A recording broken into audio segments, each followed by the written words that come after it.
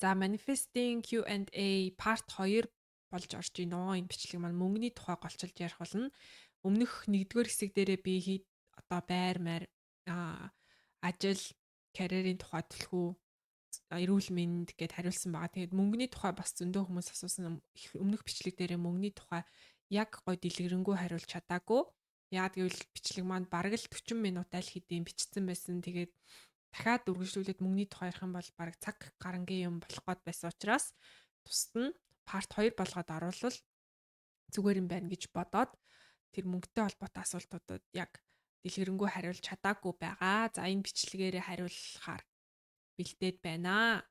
За мөнгийг манифест хийхдээ бид нар хэд хэдэн чухал зүйлийг мэдсэн байх хэрэгтэй. Би энд одоо 10 хэдэн юм жагсаагаад бичсэн байна. Тэгээ тэрийгээ ингээд хооронд нь одоо ээлж дарааллаад хилээд явъя гэж бодож байна. За мөнгө болвол сайн талаараа, муу талаараа ч юм уу ямар нэгэн байдлаар бидний амьдралд ийм маш том байр суурийг эзэлдэг. Мөнгө чухал биш гэж ярьдаг хүмүүсийн хувьд мөнгө одоо муу талаараа чухал том байр суурь эзэлсэн байна гэсэн. Тэрийг өөрсдөө мэдэхгүй байж магадгүй. Гэхдээ яг ч байсан орчин цагийн нийгэмд бол мөнгө гэдэг зүйл бол маш чухал нэг хэрэгсэл гэдгийг бүгдээрээ хүлээн зөвшөөрч мөнгөтэй эерэг харилцаатай болж иж хэмжээний мөнгийг манифест хийж өөртөө амьдралдаа татаж чадах юм аа. За хэмжээний мөнгө манифест хийхин тулд хамгийн түрүүнд бид нар юу мэдэх хэрэгтэй вэ гэхээр яг тэр одоо татахыг хүсэж байгаа мөнгөөрөө юу хийх юм бэ гэдг нь маш тодорхой байх хэрэгтэй. Зүгээр ямар ч зориггүй 100 сая төгрөгтэй болно гэд одоо дэвтэр дээрээ биччихлээ. Тэгэх юм бол тэр чинь ерөөсөө манифест хийхдэггүй одоо нэлээд удна. Яг гэвэл тэр чинь ямар ч зориггүй, ямар ч төсөөлөл болон энерги тэрэнд чинь шингэхгүй байгаа байхгүй. Ямар ч мэдрэмж байхгүй, ямар ч зориггүй юм чи юу их нь тодорхойгүй юм чи. Тэнгуут бид нар ингээд төсөөлж чадахгүй болохоор энерги зориулж чадахгүй. Тэгэд тийм болохоор бид нар яг тэр энергийг амилуулж тэрэнд одоо анхаарлаараа тэтгэж энергиэрээ тэр их хэмжээний мөнгийг тэтгэж өөрийнхөө амьдрал татахын тулд ямар зоригтой юм? Яг юунд зориулах гэдэг тэр мөнгийг оруулснараа надад ямар үр бүтээмж гарах гээд байгаа гэдгийг маш тодорхой байх хэрэгтэй. Тэгжиж бид нар тэрийг төсөөлж тэр төсөөллөөрөө бид нар тэр одоо манифест хийж байгаа зүйлээ тэгж одоо амьдралдаа дуудах байхгүй юу? Тэгэхгүй ингээ яг хоосон нэг 100 сая төгрөг гээл дотроо бодсон байдаг. Тэр чи яг ямар ч зоригтой яг ямар үр дүн, ямар мэдрэмж эцэст нь надад төрөх юм бэ гэдгийг тодорхойгүй байхаар тэрэнд чи ийм энерги очихгүй, энерги зориулагдахгүй байгаа байхгүй юу? Тэгээд дээрэс нь одоо ямар нэгэн зүйлийг амьдралдаа манифест хийхэд заавал мөнгөөр авна гэдэг тэр нэг хязгаарлагдмал бодлоосоо бид нар одоо ангижрах хэрэгтэй. Мөнгөөр яг юу авах гээд байгаа юм бэ гэдэг дээр илүү одоо мөнгөний тэр тоон дээр нь биш тэр мөнгийг юунд зориулж байгаа тэр зорилго дээр анхаарал эхлэнгүүт ямар нэгэн эд шидийн байдлаар одоо таамаглашгүй байдлаар хорвоо ертөнц бидний тэр хүслийг эднэрт биелүүлж өгдөг байхгүй юу. Тэнгүүт бид нар за зөвхөн мөнгөөр энэ хүслээ биелүүлнэ гэдэг чинь маш тийм одоо хязгаарлагдмал ойлголт юм байна. Хорвоо ертөнц гэдэг бол бүр төсөөлшгүй гайхамшигтай арга замаар ажилтдаг юм байна. Тэгэхээр би зүгээр л хорвоо ертөнцид итгэе. Мөнгө бол цорын ганц арга зам биш юм байна гэдгийг маш сайн ойлгож эхэлдэг. Тийм болохоор тэр мөнгөөрөө юу хийж байгаа мэ гэдэг мөнгөнийхөө тоон дээр биш тэр зорилгон дээрээ илүү төвлөрөөрэй. За дээрэс нь бас нэг маш чухал зүйл бол мөнгийг зүгээр л мөнгө гэж харах хэрэгтэй. Их мөнгө бол гоё, бага мөнгө бол одоо гонсгор гэж бага мөнгө орж ирэнгүүт сэтгэл гонсоогоод их мөнгө орж ирэнгүүт баярлаад байж болохгүй. Мөнгө бол мөнгө. Одоо жишээ нь би ингээд найздаа төрсөн өдрөөр нь нэг цэцэг бариад очлоо. 10 ширхэг сарнаа ингээд гоё боолгоод ингээд аваад очлоо. Тэгсэн чинь манай найз ингээд над руу бас 10хан юм уу гэх юм бол би дахиж найздаа цэцэг өгөхийг хүсэхгүй шүү дээ. Яг тэрэн шиг мөнгө гэдэг бол яг л мөнгө ахгүй юу? Их мөнгө гэж юм байхгүй. Бага мөнгө гэж юм байхгүй. Зүгээр л мөнгө. Яагад гэвэл хүн болгоны толгойн дотор их мөнгө гэдэг ойлголт нь маш өөр. Одоо жишээ нь манай ерөнхий сайдын хувьд бол одоо 1 тэрбум төгрөг бол маш бага мөнгө байх. 1 тэрбум төгрөгийг эднэ гэдэг бол маш хангалтгүй сонсогддог бах тий.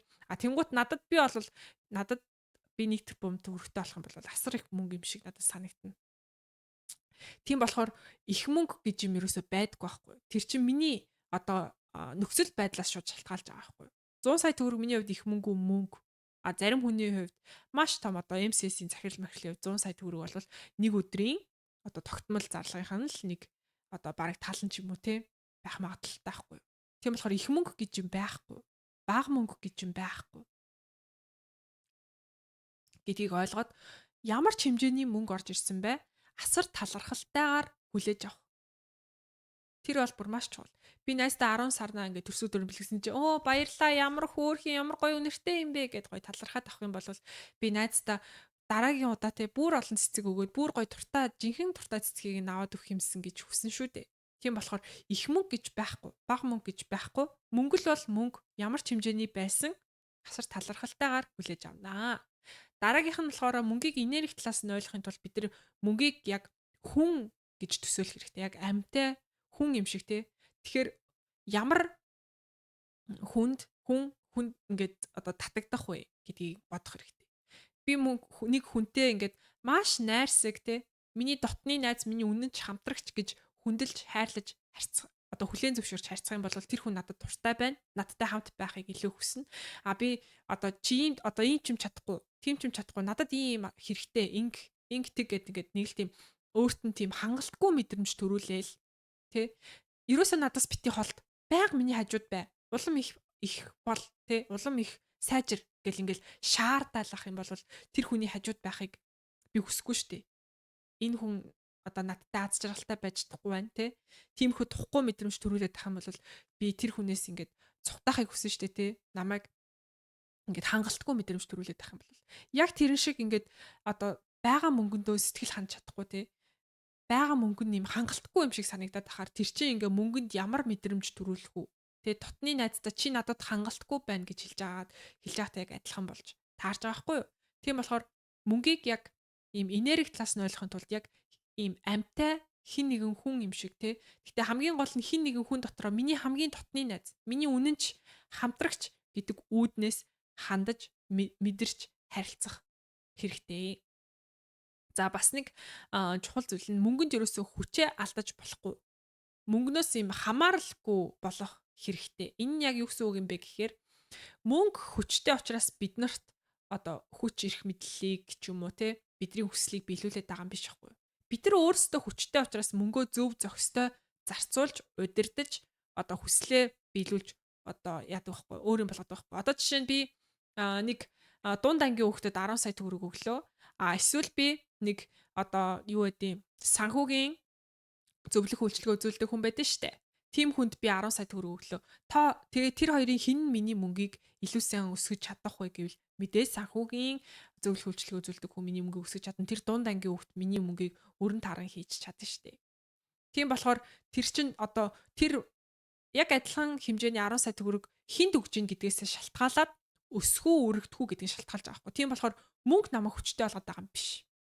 Би өөрөө хүчтэй учраас мөнгийг зөв удирдаад одоо зорилгоо биелүүлж тий өөртөө хэрэгтэй зүйлийг бий болгож бүтээж авч чадж байгаамаа гэдэг тэр хүчийг өөртөө төвлөрүүлж өөртөө мөнгөнд итгэх биш өөртөө итгэх хэрэгтэй. За тэгээ дээрэс нь яг одоо мөнгийг маш цөөхөн хязгаарлагдмал бага тэгээд надад ингээд мөнгө маш тэр ховор эрдний тодорхой хувийг нь л би ингээд авч чадлаа гэж байгаа юм шиг. Мөнгийг тийм нэг юм жоохон байдаг. Тэгээд тэр нэг жоохон юмнаас би ингээд одоо тасалж авах гэдэг байгаа юм шиг. Хязгаарлагдмал гэдэг тэр ойлголтыг одоо хаях хэрэгтэй. Мөнгө бол хязгааргүй их. Яг гэвэл хорвооч нь энерги хязгааргүй их байдаг. Мөнгө бол өөрөө энерги учраас би өөрийнхөө энергиэр хязгааргүй их хэмжээний мөнгийг өөртөө татан төвлөрүүлж зорилго мөрөөдлөхөө төлөө ашиглаж чаднаа. Тэ хорвоо дээр ингээд нэг хүн болоход ингээд маш бага мөнгө байдаг юм шиг тийм байдлаар ерөөсө хандах хэрэггүй. За дээрэс нь мөнгийг одоо ямар нэгэн байдлаар муу гэж итгэдэг итгэл үнэмшил бидний далд ухамсарт байгаа бол тэрийгэ чөлөөлж тавьж явуулж мөнгө бол сайн зүйл гэдэг итгэл үнэмшлийг өөртөө төлөвшүүлэх хэрэгтэй. Одоо жишээ нь мөнгөтэй хүн энийг одоо яаж мэдхүү гэхээр дотроо нэг юм мөнгөтэй хүнийг төсөөлөд үзээрэй. Тэгэнгუут маш их мөнгөтэй хүн ямар хуу амьдарч байгаа, ямар хуу харагдаж байгаа бол гэд төсөөлөнгуут нэг тийм хөгшин, ууртай, шуналтай, дээрлэхүү тийм хүн төсөөлөгдөх юм бол би мөнгөтэй холбоотой муу ихтгэл өмшөлтэй байна гэж өөрийгөө бодож болно. Харин эсвэргээр маш их мөнгөтэй хүнийг төсөөлсөн чи тэр хүн маш гоё тийм аз жаргалтай, өвгөөмөр, амжилттай, гоё биетэй, залуухан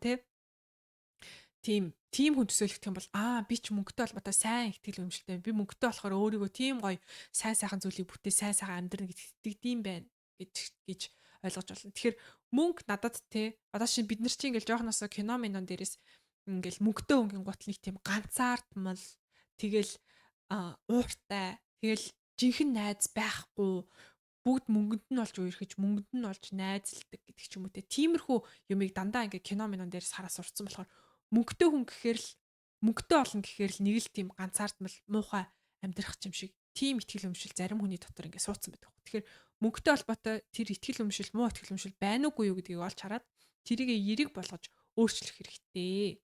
Тэгэхээр мөнгө болвол яг ийм баримлын шавартай адилхан гэж зүүрлэж бодоод үз. Тэгээд хин нэгэн хүн ингээд тэр баримлын шаврыг аваад нэг амар магасын дүрд оруулаад тавьчихлаа. Тэнгуут би тэр магасын дүрд орсон баримлын шаврыг базаад бөөрөн хийлж байгаа шинээр нэг гоё тийм одоо ордон ч юм уу эсвэл нэг гүнж эсвэл хөөрхөн бамбрууш эсвэл гоё цэцэгний хэлбэртэй болгоод тэр баримлын шавраар гоё юм бүтээгээд тавьчихлаа. Тэнгуут тэр мөнгө мангас уу гэвэл үгүй байхгүй юу? Тэр баримлын шавар мангас уу гэвэл үгүй байхгүй юу? Тэр мөнгийг хэн ашиглаж ийн гэдгээс шалтгаалаад байгаа болохоос ш мөнгө өөрөө муу учраас муу юм зориулагдаад байгаа юм биш. Тэ? Би өөрөө сайн хүн учраас би өөрөө сайхан хүсэл мөрөөдөлтэй учраас би мөнгийг аваад хэмжээний мөнгийг аваад сайн сайхан зүйл зориулна. Тийм болохоор мөнгө бол маш сайхан зүйл зүгээр л миний хүсэл мөрөөдлийг биелүүлэхэд тусалж байгаа дотны найз миний чухал хэрэгсэл хөшүүрэг минь юм аа. Мөнгө бол ерөөсөө огтонч муу зүйл биш ээ. Муу юмд ашиглагдсан бол тэр мөнгийг удирдсан хүний л асуудал болохоос мөнгөний асуудал биш ээ гэж мөнгөтэй холбоотой буруу ихтгэл үнэмшлүүдээ өөр одоо солих хэрэгтэй байх нэ. Тийм болохоор үүнд одоо бид нарт юу туслах вэ гэхээр мөнгө зүгээр л оршин байдагт нь талархаж байх хэрэгтэй. Мөнгө надад байгаа ч байсан байхгүй ч байсан хамаагүй. Мөнгө өдөр болгон энэ хорвоо ертөнцийн бүх зүйлийг хөдөлгөж бүх зүйлийг бүтээлцэж байгаад нь би маш их талархаж байна. Одоо жишээ нь би ингээд энд микрофоноор ингээ яриа сууж байгаа хгүй. Энэ микрофоныг бүтээхэд түүхэн эдийг нь авахд мөнгө оролцсон. Энэ микрофоныг түүхэн эдийг нийлүүлээд ухсархад мөнгө оролцсон. Энэ микрофоныг одоо зохион бүтээсэн хүн мөнгө төлөөд сургуульд сурж иж тэр бүхнийг сурсан. Тэр их одоо хөдөлмөрлөж сурсан бүхнээрээ энэ микрофоныг бүтээсэн. Бүтээхдээ мөнгө зарцуулсан. Тэгээд тэрийг тээвэрлсэн. Дэлгүүр дээр одоо түрээсэнд мөнгө төлсөн. Хорвоогийн бүх зүйлд ингээд одоо мөнгө оролцож байгаа байхгүй юу? Хүнсний ногоо тарихад мөнгө оролцож байна. Хүнсний ногоог зөөвөрлөхөд мөнгө оролцож байна. Хүнсний ногоог худалдаж авахд мөнгө оролцож байна. Тэгэхээр би мөнгө надад байгаа бүхэн над дээр ирэхэд мөнгө асар их хэрэг болсон байна. Ямар гоё юм бэ би мөнгөнд талархаж байна. Бас тэр бүхний бүтээлцэн хүмүүсийн хүч хөдөлмөрт талархаж байна. Тийм болохоор зүгээр л мөнгө надад ирсний дараа талархах биш мөнгө гэдэг зүйл энэ хорвоо дээр оршин байж бүх зүйлд оролцож байгаад нь надад харагдаж байгаа болон харагдахгүй байгаа байдлаараа надад өдөр бүр тус болж байгаад нь би талархаж байна гэдэг тийм ихтгэл үнэмшилтэй болох хэрэгтэй. За дараагийнх нь нэг зүйл нь болохоор маш их мөнгөтэй хүн юу хийж, юу бодож, юу үйлддэг, юу өмсдөг бол гэж өөрөөсөө асуугаад тэр бүхнийг өөрөө хийж эхлэх хэрэгтэй. Одоо жишээ нь маш их мөнгөтэй хүн юу боддог бол гингут. За би өнөөдөр мөнгөө юунд үрж, юу авч худалдаж авч, юунд мөнгөө өрөх вэ гэж юусоо хийж боддог байхгүй юу? Их мөнгөтэй хүн бол би яаж энэ мөнгийг зөв захиран зарцуулах вэ? Яаж илүү ихээр өссөн одоо өсгөж яах вэ? Нэмэгдүүлэх үү? Яаж хүрэхтэй хүнд нь би энэ мөнгийг хүргэж чадах уу Энэ мөнгө хинт хэрэгтэй байна? Би одоо хинт энэ мөнгөөрөө туслах уу гэдэг ч юм уу. Тиймэрхүү юмнуудыг боддог учраас мөнгөтэй хүн юу идэх бол? Мөнгөтэй хүн яаж одоо энэ цайгаа ууж байгаа бол Яаж аяг кофег асар их мөнгөтэй хүн аяг кофегоо яаж сууж агаад уудаг бол Асар их мөнгөтэй хүн юунд ч яарахгүй маш тайван юунд санаа зовхгүйгээр юу ч элдв янзын юм бодохгүйгээр ямар ч тийм юугүйгээр маш амгалан тайвнаар ингээд нэг аяг кофегаа ууж дуусгаад ажилдаа ордог байх гэж бодоод өөрийнхөө аяг кофег маш тайвнаар амар амгалангүй уугаад тэгээд ажилдаа ордог ч юм уу те. Тэгэж мөнгөтэй хүний mentality буюу одоо тийм сэтгэл зүг өөрөө өөртөө ингээ баг багаар өөрөө өөрөөсөө асууж те ямар байдаг бол гэж төлөвшүүлж бодох хэрэгтэй. За тэгээд дээрэс нь мөнгөнд энерги өөрийнхөө энергийг мөнгө болгохын тулд мөнгөнд энерги зориулах хэрэгтэй. Тэр нь юу гэсэн үг гэхээр мөнгөний тухай унш судал мөнгийг асар чухал зүйл гэдгийг өөрөө өөртөө итгүүлтэй. Бид нар ингээд яадаг штэ. Одоо жишээ нь хүүхдээ хооллохын тулд хүүхдийг яаж хооллох вэ гэвэл хүүхдийн хоол шин тижэл те. Тэр бүх зүйлийн талаар ингээд судалдаг штэ. Хүүхдийн эрүүл мэнд те яаж одоо массажлах уу гэдэг ч юм уу. Хүүхдэд одоо энэ алимыг яаж болгож өгөх үү? Хүүхд хизээнээс үү уух уу гэл ингээл маш их зүйл хоол тижэл дээр нь бид нар анхаардаг штэ. Яг тэр шиг мөнгөний тухай хүүхдийнхээ тухай хүүхдийн тарих сэтгэл зүй ямар байдаг гэдгийг одоо уншиж судалдаг шигэ өөрт тасаж чухал байгаа зүйлийг уншиж судалдаг шиг мөнгөний тухай уншиж судал мөнгө гэж юу юм яаж хүмүүс мөнгө олд ингээд те тэгж өөрийнхөө энергийг мөнгөнд зориулснаар цаанаасаа ингээд одоо мөнгөний тухай мэдэж авна те тэгэхээр их хэмжээний мөнгө надад хизээний цагт ирэхэд би тэр мөнгөнд бэлэн байх хэрэгтэй болж байгаа байхгүй тэгэхээр надад яг одоо 100 сая төгрөг байна гэж өөртөө итгүүлээ би энэ 100 сая төгрөгийг юунд хөрөнгө оруулах вэ яаж би энэ мөнгийг ихсэх үү? Яаж энэ мөнгийг би одоо хадгалах уу? Энэ мөнгөөр би юунд хөрөнгө оруулах вэ гэдгийг ингээд одооноос ингээд судлаад аль хэдийн надад 100 сая төгрөг те 200 сая төгрөг 500 сая төгрөг байгаа юм шиг тэгээд би одоо энийгээ яаж зөв зохистойгоор удирдах вэ гэдгээ ингээд судалж эхэл.